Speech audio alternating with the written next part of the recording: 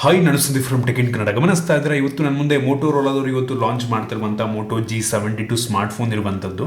ಈ ಒಂದು ಸ್ಮಾರ್ಟ್ಫೋನ್ನ ಸ್ಪೆಷಾಲಿಟಿ ಏನಪ್ಪ ಅಂತ ಅಂದರೆ ಇದನ್ನು 18-19 ಸಾವಿರ ಪ್ರೈಸ್ ರೇಂಜಲ್ಲಿ ಲಾಂಚ್ ಮಾಡಲಾಗ್ತಾ ಇದೆ. ಬ್ಯಾಂಕ್ ಆಫರು, ಎಕ್ಸ್ಚೇಂಜ್ ಆಫರ್ನೆಲ್ಲ ಇನ್ಕ್ಲೂಡ್ ಮಾಡಿಕೊಂಡು ಎಫೆಕ್ಟಿವ್ ಆಗಿ ಒಂದು ಸ್ಮಾರ್ಟ್ಫೋನ್ನ ಸುಮಾರು ಒಂದು 15,000 ರೇಂಜಲ್ಲಿ ಪರ್ಚೇಸ್ ಮಾಡ್ಬೋದು. ಒಂದು ಒಳ್ಳೆಯ ಪ್ರೈಸ್ ರೇಂಜು. ಈ ಒಂದು ಫೋನಲ್ಲಿ 108 ಮೆಗಾ ಪಿಕ್ಸೆಲ್ನ ಕ್ಯಾಮ್ರಾ ಕೊಟ್ಟಿದ್ದಾರೆ. ಡಾಲ್ಬಿ ಅಟ್ಮೋಸ್ ಸ್ಪೀಕರ್ ಎಲ್ಲ ಇರುವಂಥದ್ದು. ಆಯಿತಾ, ನಾನಿವತ್ತು ಈ ಒಂದು ಸ್ಮಾರ್ಟ್ಫೋನ್ ಅನ್ಬಾಕ್ಸ್ ಮಾಡ್ತೀನಿ, ಯೂಸ್ ಮಾಡಿ ನನ್ನ ಎಕ್ಸ್ಪೀರಿಯನ್ಸ್ ನಿಮ್ಮ ಹತ್ರ ಶೇರ್ ಮಾಡ್ತಾ ಇದ್ದೀನಿ. ಏನು ಚೆನ್ನಾಗಿದೆ ಒಂದು ಪ್ರೈಸ್ ರೇಂಜಿಗೆ ಒಂದು ಸ್ಮಾರ್ಟ್ಫೋನ್ನ ಪರ್ಚೇಸ್ ಮಾಡ್ಬೋದಾ ತಿಳ್ಕೊತೀರಾ. ಅದಕ್ಕಿಂತ ಮುಂಚೆ ನೀವು ನಮ್ಮ tech in Kannada YouTube channel subscribe ಮಾಡ್ಕೊಂಡಿಲ್ಲ ಅಂದರೆ ಈಗಲೇ ಸಬ್ಸ್ಕ್ರೈಬ್ ಮಾಡ್ಕೊಳ್ಳಿ ಮತ್ತು ಬೆಲ್ ಐಕನ್ ಕೂಡ ಕ್ಲಿಕ್ ಮಾಡಬಹುದು. ಮೊದಲನೇದಾಗಿ ಒಂದು ಸ್ಮಾರ್ಟ್ಫೋನನ್ನು ಅನ್ಬಾಕ್ಸ್ ಮಾಡಿ ಗಮನಿಸ್ತಾ ಇದ್ದೀರಾ. ಈ ಒಂದು ಮೋಟೋ G72 ಬಾಕ್ಸ್ ನಿಮಗೆ ಈ ರೀತಿ ನೋಡೋಕೆ ಸಿಗುತ್ತೆ. ಆಯಿತಾ, ಸೇಮ್ ಮೋಟೋರೋಲಾ ಎಲ್ಲ ಬಾಕ್ಸ್ ಇದೇ ರೀತಿ ಇರುತ್ತೆ. ಈ ಒಂದು ಬಾಕ್ಸನ್ನು ಓಪನ್ ಮಾಡಿದ ತಕ್ಷಣ ಡೈರೆಕ್ಟಾಗಿ ಒಂದು ಸ್ಮಾರ್ಟ್ಫೋನ್ ನಿಮ್ಗೆ ನೋಡೋಕೆ ಸಿಗುತ್ತೆ. ಆಯಿತಾ, ಆಲ್ರೆಡಿ ಈ ಒಂದು ಫೋನಿಗೆ ಈ ಒಂದು ಟ್ರಾನ್ಸ್ಪರೆಂಟ್ ಬ್ಯಾಕ್ ಕವರ್ನ ಕೊಟ್ಟಿದ್ದಾರೆ. ತುಂಬ ಲೈಟ್ ವೇಟ್ ಇರುವಂಥದ್ದು. ಇದ್ರ ಬಗ್ಗೆ ಆಮೇಲೆ ಮಾತನಾಡ್ತೀನಿ. ಅದನ್ನು ಬಿಟ್ಟರೆ ಇದ್ರ ಕೆಳಗಡೆ ಇನ್ನೊಂದು ಸಣ್ಣ ಬಾಕ್ಸ್ ಇದೆ. ಇದರಲ್ಲಿ ನಿಮಗೆ ಒಂದು user manual, quick start guide ಮತ್ತು ವಾರಂಟಿ ಕಾರ್ಡ್ ಮತ್ತೊಂದು ಸಿಮ್ ಎಲೆಕ್ಷನ್ ಪಿನ್ನ ಕೊಟ್ಟಿದ್ದಾರೆ. ನಂತರ ಅದರ ಕೆಳಗಡೆ 33 ವ್ಯಾಟ್ನ ಒಂದು ಫಾಸ್ಟ್ ಚಾರ್ಜಿಂಗ್ ಅಡಾಪ್ಟರ್ ಕೊಟ್ಟಿರುವಂಥದ್ದು. ಈ ಒಂದು ಪ್ರೈಸ್ ರೇಂಜ್ಗೆ ಒಂದು ಒಳ್ಳೆಯ ವಿಷಯ. ನಂತರ USB Type-C ಡಾಟಾ ಕೇಬಲ್ ಇರುವಂಥದ್ದು. Type-A ಅಂದರೆ Type-C, ಒಂದು ಒಳ್ಳೆಯ ಕ್ವಾಲಿಟಿಯ ಕೇಬಲ್ ಇದಾಗಿರುವಂಥದ್ದು. ಅದನ್ನು ಬಿಟ್ಟರೆ ಬೇರೇನೂ ಸಹ ನಮಗೆ ಒಂದು ಬಾಕ್ಸ್ ಒಳಗೆ ಸಿಗ್ತಾ ಇಲ್ಲ. ಇನ್ನು ಡೈರೆಕ್ಟಾಗಿ ಈ ಒಂದು ಸ್ಮಾರ್ಟ್ಫೋನಿಗೆ ಬಂತು ಅಂತ ಅಂದರೆ ಈ ರೀತಿ ನೋಡೋಕೆ ಸಿಗುತ್ತೆ. ಆಯಿತಾ, ನಾನು ರೀಸೆಂಟ್ ಡೇಸಲ್ಲಿ ಅನ್ಬಾಕ್ಸ್ ಮಾಡಿರುವಂಥ ಫೋನ್ಗಳಲ್ಲಿ ಈ ಒಂದು ಪ್ರೈಸ್ ರೇಂಜಲ್ಲಿ one of the lightest smartphone ಅಂತ ಹೇಳಕ್ಕೆ ಇಷ್ಟಪಡ್ತೀನಿ. ಆಯಿತಾ, ತುಂಬ ಲೈಟ್ ಆಗಿರುವಂಥದ್ದು. ಕೈಲಿ ಫೋನ್ ಇಟ್ಕೊಂಡಿದ್ದೀನಿ ಅಂತ ಅನ್ಸೋದೇ ಇಲ್ಲ, ಅಷ್ಟು ಲೈಟ್ ಆಗಿದೆ. ಕೇವಲ 166 ಗ್ರಾಮ್ ವೆಯ್ಟ್ ಇರುವಂಥದ್ದು ಮತ್ತು ತುಂಬ ಥಿನ್ನಾಗಿ ಕೂಡ ಇದೆ. 7.9 mm ಥಿಕ್ನೆಸ್ಸನ್ನು ಹೊಂದಿರುವಂಥದ್ದು. ಆಯಿತಾ, ತುಂಬ ಥಿನ್ನಾಗಿ, ತುಂಬ ಲೈಟ್ ವೆಯ್ಟು. ಡಿಸೈನ್ ಅಂತೂ ನನಗೆ ಹೆವಿ ಇಂಪ್ರೆಸ್ ಮಾಡ್ತು. ಈ ಒಂದು ಫೋನ್ನ ಫ್ರಂಟಲ್ಲಿ ನಿಮಗೆ ಒಂದು ಸಣ್ಣ ಪಂಚೋಲ್ ಕ್ಯಾಮ್ರಾ ಸಿಗ್ತದೆ. ಬೆಜಲ್ ಆಲ್ಮೋಸ್ಟ್ ಎಲ್ಲ ಕಡೆ ತುಂಬ ಕಡಿಮೆನೇ ಇರುವಂಥದ್ದು. ಆಯಿತಾ, ತುಂಬ ಕಡಿಮೆ ಬೆಜಲ್ನ ಹೊಂದಿರುವಂಥ ಸ್ಮಾರ್ಟ್ಫೋನ್. ಈ ಒಂದು ಪ್ರೈಸ್ ರೇಂಜಿಗೆ ಒನ್ ಆಫ್ ದ ಸ್ಮಾಲೆಸ್ಟ್ ಬೆಜಲ್ನ ಹೊಂದಿರುವಂಥ ಸ್ಮಾರ್ಟ್ಫೋನ್ ಅಂತ ಬೇಕಾದ್ರೂ ಅನ್ಬೋದು. ಅಂಡರ್ 20K, 20,000 ರೂಪಾಯಿ ಒಳಗಡೆ ಇದಕ್ಕಿಂತ ಕಡಿಮೆ ಬೆಜಲ್ನ ಹೊಂದಿರುವಂಥ ಫೋನ್ಗಳು ಸಿಗ್ತವೆ ಅಂತ ನನಗಂತೂ ಅನಿಸಲ್ಲ. ಸೊ ಹೆವಿ ಇಂಪ್ರೆಸ್ ಮಾಡ್ತು ನನಗಂತೂ. ಅವ್ರು ಯಾವುದೇ ಸ್ಕ್ರೀನ್ ಗಾರ್ಡ್ನ ಫ್ರಂಟಲ್ಲಿ ಹಾಕಿಲ್ಲ, ಸೊ ನೀವೇ ಹಾಕೊಬೇಕಾಗುತ್ತೆ. ಸೊ ಫ್ರಂಟಿಂದ ಒಂದು ಒಳ್ಳೆಯ ಲುಕ್ಕನ್ನು ಹೊಂದಿರುವಂಥ smartphone. Gorilla glass 3 protection front ನಿಮಗೆ ಸಿಗ್ತಾ ಇರುವಂಥದ್ದು. ಹಿಂದ್ಗಡೆ ನಿಮಗೆ ಪ್ಲಾಸ್ಟಿಕ್ ಬ್ಯಾಗ್ ಸಿಗ್ತಾ ಇರುತ್ತೆ. ಒಂದು ರೀತಿ ನೋಡೋದಕ್ಕೆ ಗ್ಲಾಸಿ ಫಿನಿಶ್ ರೀತಿಯಲ್ಲೇ ಕಾಣುತ್ತೆ. ಗ್ಲಾಸ್ ಅಂತಲೇ ಅನಿಸುತ್ತೆ, ಆದರೆ ಗ್ಲಾಸ್ ಅಲ್ಲ, ಬ್ಯಾಕ್ ಕವರ್ ಹಾಕೊಂಡ್ರೆ ತುಂಬ ಒಳ್ಳೆಯದು. ಹಿಂದ್ಗಡೆಯಿಂದ ಅಂತೂ ಹೆವಿ ಪ್ರೀಮಿಯಂ ಲುಕ್ ನಮಗೆ ಕೊಡ್ತಾ ಇರುವಂಥದ್ದು. ಡಿಫ್ರೆಂಟ್ ಟೆಕ್ಸ್ಚರ್ ಡಿಸೈನ್ ನಿಮಗೆ ಸಿಗುತ್ತೆ. ಸ್ಮಡ್ಜಸ್ ಸ್ವಲ್ಪ ಕಾಣುತ್ತೆ. ಆಯಿತಾ, ಅಷ್ಟೊಂದು ಕಾಣಲ್ಲ, ಒಂದು ಲೆವೆಲ್ಲಿಗೆ ಸ್ಮಡ್ಜಸ್ ಆಗುತ್ತೆ. ಹಿಂದ್ಗಡೆ ನಿಮಗೆ ಟ್ರಿಪಲ್ ಕ್ಯಾಮ್ರಾ ಸೆಟಪ್ ಇರುವಂಥದ್ದು ಮತ್ತು ಸಿಂಗಲ್ LED ಫ್ಲ್ಯಾಶ್ ಇದೆ. ಹಿಂದ್ಗಡೆ ಯಾವುದೇ ಫಿಂಗರ್ ಪ್ರಿಂಟ್ ಸೆನ್ಸಾರ್ ಇಲ್ಲ. ಸೊ ನಮಗೆ ಗೊತ್ತಾಗ್ತಿರುವಂಥದ್ದು ಈ ಒಂದು ಫೋನಲ್ಲಿ in display finger print sensor ಇದೆ ಅಂತ. ಅದ್ರ ಬಗ್ಗೆ ಆಮೇಲೆ ಮಾತನಾಡ್ತೀನಿ. ಈ ಒಂದು ಫೋನ್ ಇರುವಂಥ ಫ್ರೇಮ್ ಅಂದ್ಬಿಟ್ಟು ಪ್ಲಾಸ್ಟಿಕ್ ಫ್ರೇಮ್. ಇದರಲ್ಲಿ ನಿಮಗೆ USB Type-C ಪೋರ್ಟ್ ಇದೆ. 3.5 ಹೆಡ್ಫೋನ್ ಜಾಕ್ಸ್ ಇರುವಂಥದ್ದು ಮತ್ತು ಡೆಡಿಕೇಟೆಡ್ SD ಕಾರ್ಡ್ ಸ್ಲಾಟ್ ಇಲ್ಲ. ಹೈಬ್ರಿಡ್ ಸಿಮ್ ಸ್ಲಾಟು, 2 ಸಿಮ್ಮು ಅಥವಾ 1 ಸಿಮ್ಮು, ಒಂದು SD ಕಾರ್ಡ್ ನೀವು ಹಾಕೊಬೋದು. ಮತ್ತು ಸ್ಪೀಕರ್ ಗ್ರಿಲ್ ಕೆಳಗಡೆ ಇದೆ ಮತ್ತು ಮೇಲ್ಗಡೆ ಡಾಲ್ಬಿ ಅಟ್ಮೋಸ್ ಅಂತ ಒಂದು ರೀತಿ ಎಂಗ್ರೇವಿಂಗ್ ಕೂಡ ಆಗಿರುವಂಥದ್ದು. ಪೇಂಟು ಎಂಗ್ರೇವಿಂಗು ಒಂಥರ ನೋಡ್ತಾ ಇದ್ದೀರಾ. ಸೊ ಸೆಕೆಂಡ್ರಿ ಮೈಕ್ರೋಫೋನ್ ಕೂಡ ನಿಮ್ಗೆ ಇದರಲ್ಲಿ ಸಿಗ್ತಾ ಇರುವಂಥದ್ದು. ಆಯಿತಾ, ಜೊತೆಗೆ ಈ ಒಂದು ಫೋನಲ್ಲಿ IP52 ವಾಟರ್ ರೆಸಿಸ್ಟೆಂಟ್ ರೇಟಿಂಗನ್ನು ಕೂಡ ಕೊಟ್ಟಿದ್ದಾರೆ. ಒಂದು ಒಳ್ಳೆಯ ವಿಷಯ. ಸೊ ಒಂದು ಪ್ರೈಸ್ ರೇಂಜಿಗೆ ಅಟ್ಲೀಸ್ಟ್ ಏನೋ ಒಂದು ಕೊಟ್ಟಿದ್ದಾರಲ್ಲ. ಸೊ ಸಡನ್ನಾಗಿ ನೀರಿಗೆ ಬಿದ್ದರೂ ಕೂಡ ಏನೂ ಆಗೋದಿಲ್ಲ. ಅದು ನನಗೆ ಇಂಪ್ರೆಸ್ ಮಾಡ್ತು. ಓವರಾಲ್ ಡಿಸೈನ್ ಮತ್ತು ಬಿಲ್ಡ್ ಕ್ವಾಲಿಟಿ ಅಂತೂ ಬೆಂಕಿ. ನನಗಂತೂ ಹೆವಿ ಇಂಪ್ರೆಸ್ ಮಾಡ್ತು. ತುಂಬ ಲೈಟ್ ವೇಟ್, ತುಂಬ ತಿನ್ನು ಗ್ಲಾಸ್ ಬ್ಯಾಕ್ ಕೊಟ್ಟಿದ್ದಾರೆ, ಬೆಂಕಿ ಇರ್ತಾ ಇತ್ತು. ಸೊ ಸಖತ್ತಾಗಿದೆ. ನನಗಂತೂ ಡಿಸೈನ್ ತುಂಬ ಇಷ್ಟ ಆಯಿತು. ಇನ್ನು ಡಿಸ್ಪ್ಲೇಗೆ ಬಂತು ಅಂತ ಅಂದರೆ ಒಂದು ಫೋನಲ್ಲಿ 6.6 ಇಂಚಿನ ಫುಲ್ HD ಪ್ಲಸ್ ರೆಸೊಲ್ಯೂಷನ್ ಹೊಂದಿರುವಂಥ pOLED ಡಿಸ್ಪ್ಲೇ ಇರುವಂಥದ್ದು. ಇದು ಒಂದು type of OLED display. AMOLED ಹೆಂಗೋ ಇದು ಕೂಡ ಹಂಗೆ. ಡಿಸ್ಪ್ಲೇ ತುಂಬ ಚೆನ್ನಾಗಿದೆ. HDR10+ ಇದು ಸಪೋರ್ಟ್ ಮಾಡುತ್ತೆ.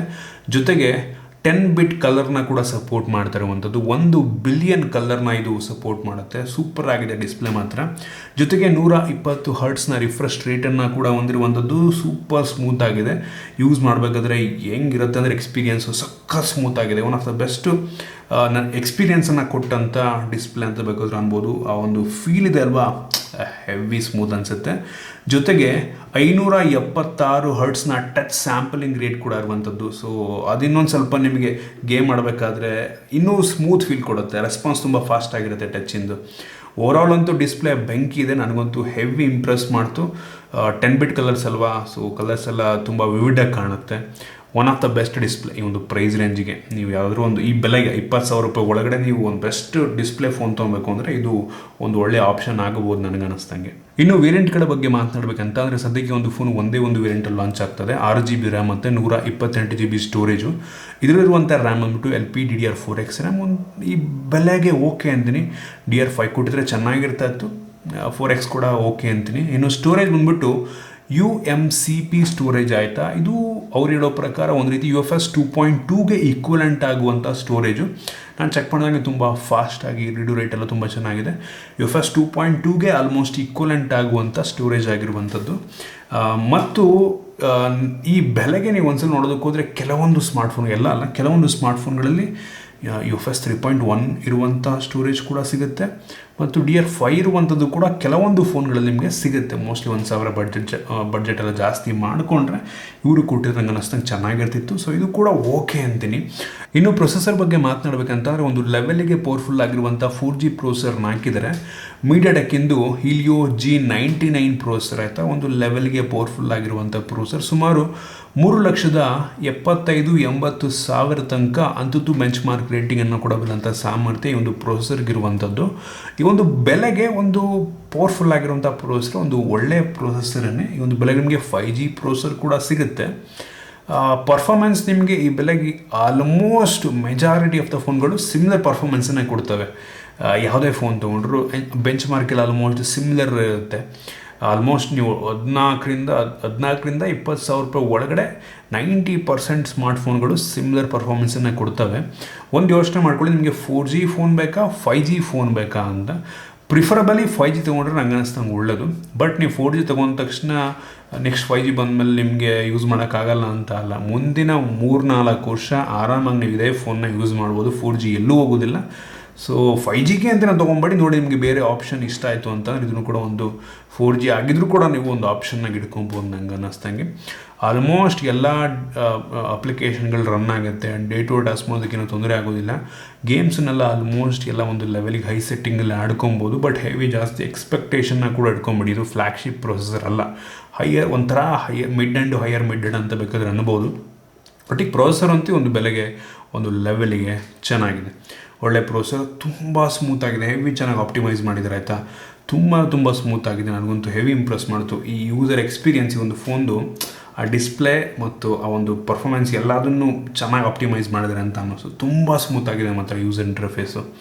ಇನ್ನು ಕ್ಯಾಮ್ರಾ ಬಗ್ಗೆ ಮಾತನಾಡಬೇಕಂತ ಅಂದರೆ ಒಂದು ಫೋನಲ್ಲಿ ರೇರಲ್ಲಿ ಟ್ರಿಪಲ್ ಕ್ಯಾಮ್ರಾ ಇದೆ. ಅದರಲ್ಲಿ ಮೇನ್ ಸೆನ್ಸರ್ ಬಂದ್ಬಿಟ್ಟು 108 MP 1.7 ಅಪರ್ಚರ್ನ ಹೊಂದಿರುವಂಥ ಸ್ಯಾಮ್ಸಂಗಿಂದು HM6 ಸೆನ್ಸರ್ ಆಯಿತಾ. ಸೊ ಒಂದು ಲೆವೆಲ್ಗೆ ಫ್ಲ್ಯಾಗ್ಶಿಪ್ ಲೆವೆಲ್ನ ಸೆನ್ಸರ್ ಅನ್ಬೋದು. ಇದು ತೆಗೆಯುವಂಥ ಫೋಟೋ ಸಖತ್ತಾಗಿದೆ. ತುಂಬ ಇಷ್ಟ ಆಯ್ತು ನನಗೆ. ಒಂದು ಬೆಲೆಗೆ one of the best camera phone ಕೂಡ ಆಗ್ಬೋದು. ಇದು ಒಂದು ಒಳ್ಳೆ ಫೋಟೋ ತೆಗೆಯುತ್ತೆ.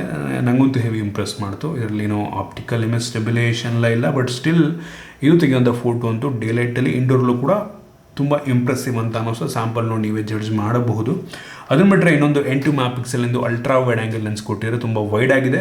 0.5x wide. ಸೊ ಇಷ್ಟ ಆಯ್ತು ನನಗೆ. ಕ್ಲಾರಿಟಿ ಕೂಡ ಇಷ್ಟ ಆಯಿತು. ಇಂಡೋರಲ್ಲಿ ಒಂದು ಲೆವೆಲಿಗೆ ಪರವಾಗಿಲ್ಲ. ಔಟ್ಡೋರ್ ಅಂತೂ ತುಂಬ ಒಳ್ಳೆ ಕ್ಲಾರಿಟಿ ಫೋಟೋ ತೆಗೆಯುತ್ತೆ. ತುಂಬ ವೈಡಾಗಿ ಕೂಡ ಇದೆ. ಸೊ ಸ್ಯಾಂಪಲ್ ತೋರಿಸ್ತಾ ಇದ್ದೀನಿ. ಅದನ್ನು ಬಿಟ್ಟರೆ ಇನ್ನೊಂದು 2 MP ಒಂದು ಮ್ಯಾಕ್ರೋ ಲೆನ್ಸ್ ಕೊಟ್ಟಿದ್ದಾರೆ. ಮಾಡೋಕ್ಕೆ ಕೆಲಸ ಇಲ್ಲ. ಅಷ್ಟೊಂದು ಮ್ಯಾಕ್ರೋ ಅಂತ ಅನಿಸಿಲ್ಲ. ಅದನ್ನು ಕೂಡ ತೋರಿಸ್ತಾ ಇದ್ದೀನಿ. ಓಕೆ ಇದೆ ಒಂದು ಲೆವೆಲಿಗೆ. ಇನ್ನು ಫ್ರಂಟ್ ಕ್ಯಾಮ್ರಾ ಬಂತು ಅಂತ ಅಂದರೆ ಈ ಒಂದು ಫೋನಲ್ಲಿ ನಿಮಗೆ 16 MP ಫ್ರಂಟ್ ಕ್ಯಾಮ್ರಾ ಕೊಟ್ಟಿದ್ದಾರೆ. ಸೊ ಇದು ಕೂಡ ನನಗೆ ಒಂದು ಲೆವೆಲ್ಗೆ ಇಂಪ್ರೆಸ್ ಮಾಡ್ತು. ಆ ಸ್ಯಾಂಪಲ್ ನಿಮಗೆ ತೋರಿಸ್ತಾ ಇದ್ದೀನಿ.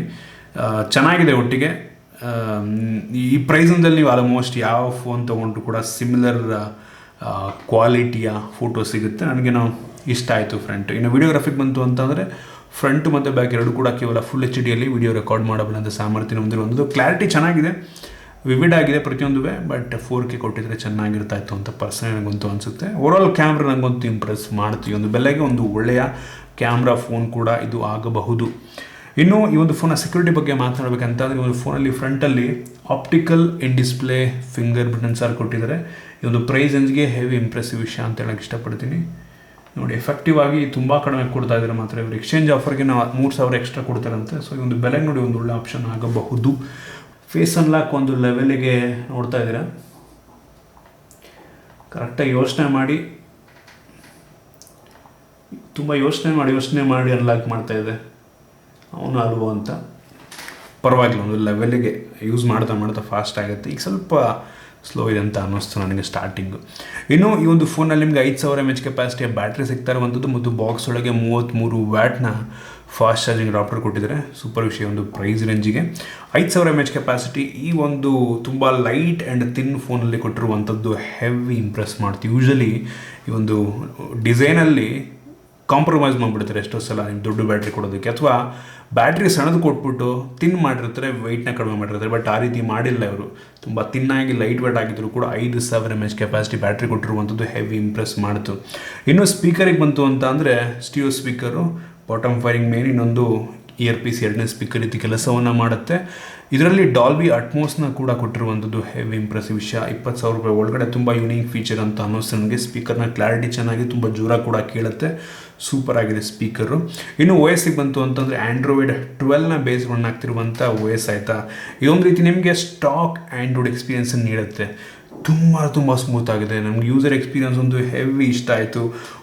ಸದ್ಯಕ್ಕೆ one of the best OS ಅನ್ನು ಹೊಂದಿರುವಂಥ ಸ್ಮಾರ್ಟ್ಫೋನ್ ಇದು. ಸದ್ಯಕ್ಕೆ one of the best OS ಅನ್ನು ಹೊಂದಿರುವಂಥ ಸ್ಮಾರ್ಟ್ಫೋನ್ ಅಂತ ನನಗಂತೂ ಅನ್ನಿಸ್ತಾ ಇರುವಂಥದ್ದು. ಸದ್ಯಕ್ಕಂತೂ ಹೆವಿ ಸ್ಮೂತ್ ಆಗಿದೆ. ಮತ್ತು ಮೋಟೋರೋಲಾದವರು 3 ವರ್ಷ ಸೆಕ್ಯೂರಿಟಿ ಪ್ಯಾಚ್ ಅಪ್ಡೇಟನ್ನು ಗ್ಯಾರಂಟಿ ಅಶ್ಯೂರೆನ್ಸ್ ಕೊಟ್ಟಿದ್ದಾರೆ. 3 ವರ್ಷ ನಿಮಗೆ ಸೆಕ್ಯೂರಿಟಿ ಪ್ಯಾಚಸ್ ಸಿಗುತ್ತೆ ಮತ್ತು 1 ವರ್ಷದ ಆ್ಯಂಡ್ರಾಯ್ಡ್ ಅಪ್ಡೇಟ್ ಸಿಗುತ್ತೆ. ಅಂದರೆ ನೆಕ್ಸ್ಟು ಆ್ಯಂಡ್ರಾಯ್ಡ್ 13 ಬಂದಾಗ ನಿಮಗೆ ಆ್ಯಂಡ್ರಾಯ್ಡ್ 13ಗೆ ಇದನ್ನು ಅಪ್ಡೇಟ್ ಕೂಡ ಮಾಡಿಕೊಡ್ತಾರೆ. ಒಂದು ಒಳ್ಳೆಯ ವಿಷಯ. ಇದನ್ನು ಬಿಟ್ಟರೆ ಈ ಒಂದು ಫೋನಲ್ಲಿ ನಿಮಗೆ ಡ್ಯೂಯಲ್ ಬ್ಯಾಂಡ್ ವೈಫೈ ಸಪೋರ್ಟ್ ಇದೆ ಮತ್ತು ಬ್ಲೂಟೂತ್ 5.1 ಕೂಡ ಕೊಟ್ಟಿದ್ದಾರೆ. ಸೊ ಅದನ್ನು ಬಿಟ್ಟರೆ ಕ್ಯಾರಿಯರ್ ಅಗ್ರಿಗೇಷನ್ ಕೂಡ ಸಿಗ್ತದೆ ನಿಮಗೆ. ಸೊ ಈ ಒಂದು ಫೋನಲ್ಲಿ ಆಲ್ಮೋಸ್ಟ್ ಎಲ್ಲ ಬೇಸಿಕ್ ಸೆನ್ಸರ್ಸ್ನ ಕೂಡ ಆ್ಯಡ್ ಮಾಡಿದ್ದಾರೆ.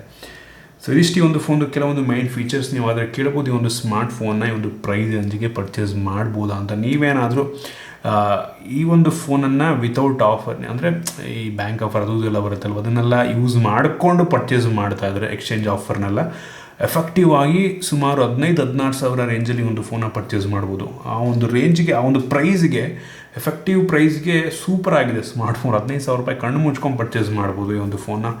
ಫುಲ್ ಫೀಚರಿಸ್ಟಿಕ್ ಫೋನ್ ಅಂತ ಅನ್ನಿಸ್ತು ನನಗೆ.